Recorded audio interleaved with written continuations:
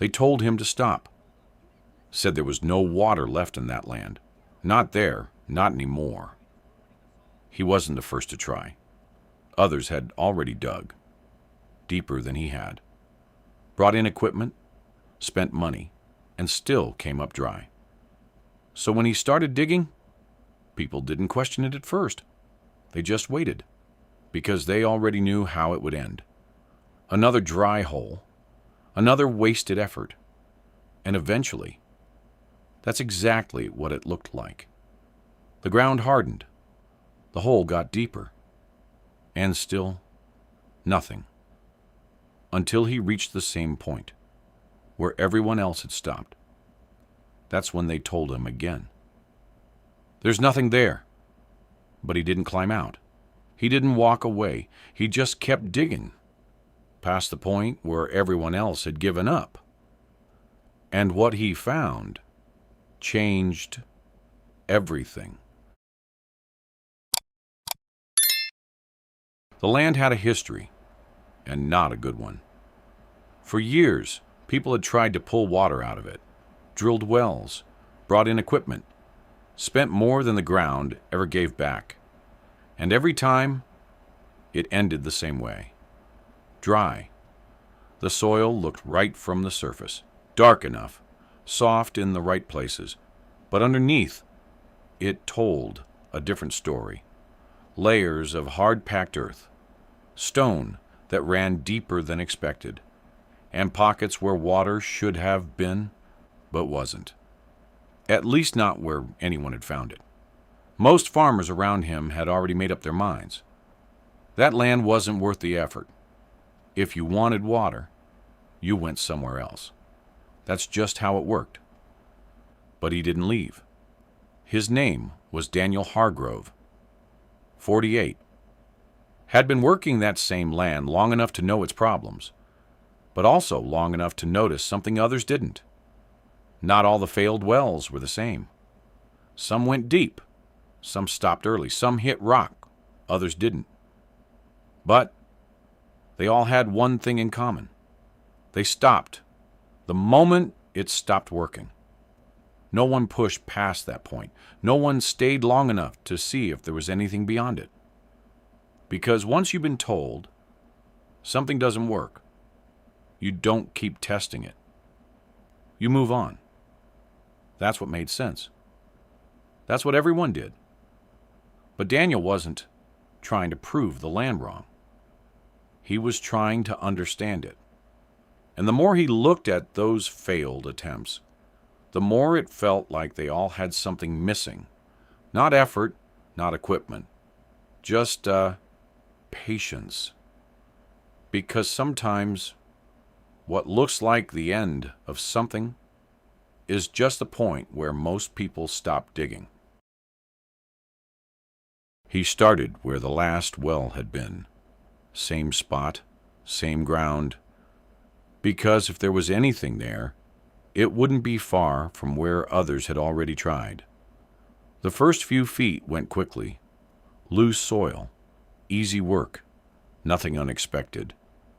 Then the ground changed. The shovel stopped cutting clean. The dirt got heavier, mixed with stone, harder to break through.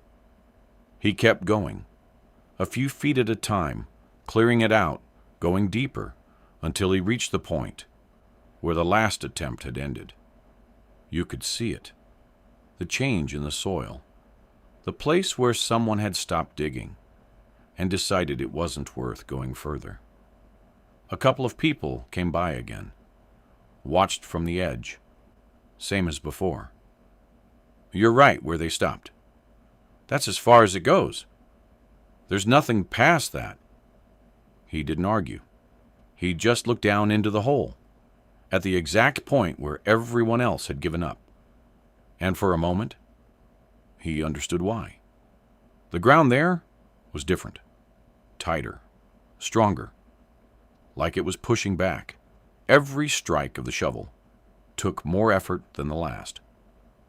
The progress slowed, then slowed again, and eventually it barely moved at all. This wasn't just digging anymore. This was forcing your way through something that didn't want to open, and standing there at the same depth where everyone else had stopped, with the same resistance in front of him. The question wasn't whether they were wrong.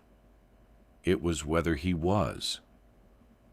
Because everything about that moment felt exactly like the end. He didn't stop. Not at that line, not where the soil changed, not where everyone else had walked away. He adjusted his grip, set the shovel again, and drove it down. Harder this time. The impact felt different. Not easier, just different. The resistance wasn't the same. He cleared the dirt, slowly, working around the spot, then hit it again and again, each strike breaking just a little more than the last, until something gave. Not all at once, just enough to notice. The layer beneath wasn't solid all the way through. There was a weakness in it, a place where the ground didn't hold the same. He dropped to his knees, cleared it by hand, pulled away the packed earth, and exposed a narrow opening, barely visible. But there, he paused, listening, because sometimes you don't see the change first. You hear it, a faint shift, a hollow tone, something moving where nothing had moved before. He struck it one more time, and this time it broke. The ground beneath collapsed just enough to open it, and for a second, everything went quiet. Then, the soil darkened, right at the base, spreading outward, slow, steady, until the first drop appeared. Then another, and another, seeping through the break, from a place no one had reached before, and standing there, just a few feet past where everyone else had stopped, there was only one thing left to understand. They hadn't been wrong about the land. They had just stopped too soon. At first, it was just a dark patch in the soil. Easy to miss if you weren't looking for it. But it didn't stay that way. The moisture spread, slowly at first, then steady. The ground softened, the color deepened, and then it started to rise. Not fast, not forceful, but enough. Enough to fill the space he had just opened. Enough to turn dry dirt into something alive. He stepped back, just watching it happen, because this wasn't something you rushed. It was something you let reveal itself. The same hole that had looked empty hours before, now holding what everyone said wasn't there. Word spread quickly. It always does when something doesn't make sense. The same people who had stood there earlier came back, this time, not to question, just to see. One of them crouched down, pressed his hand into the wet soil, then looked up, didn't say anything, because there wasn't anything to argue with. Another stood at the edge, shaking his head slowly, not in disbelief, in realization, because what they were looking at wasn't luck, it wasn't timing, and it wasn't something that had suddenly appeared. It had been there the whole time, just out of reach, and standing there, watching water rise from a place they had already given up on. There was only one thing left to understand. The land hadn't changed. The answer had always been there.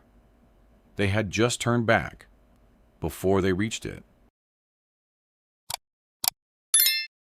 After that, the land didn't feel the same. Not because it had changed, but because people finally saw it differently.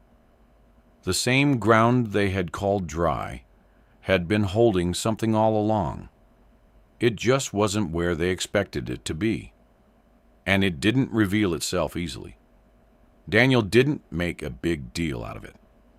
Didn't go back and remind anyone what they had said. Didn't try to prove a point. He just kept working, the same way he always had. because to him, this wasn't about being right. It was about understanding something most people overlook: that the place where things stop working isn't always the end. Sometimes it's just the point where the real work begins, and most people never see what comes after that. Not because it isn't there, but because they don't stay long enough to reach it. Standing there, with water rising from a place everyone had already given up on, he understood something most people only realize too late: that the difference between finding nothing and finding everything can be just a few more steps past where you feel like stopping.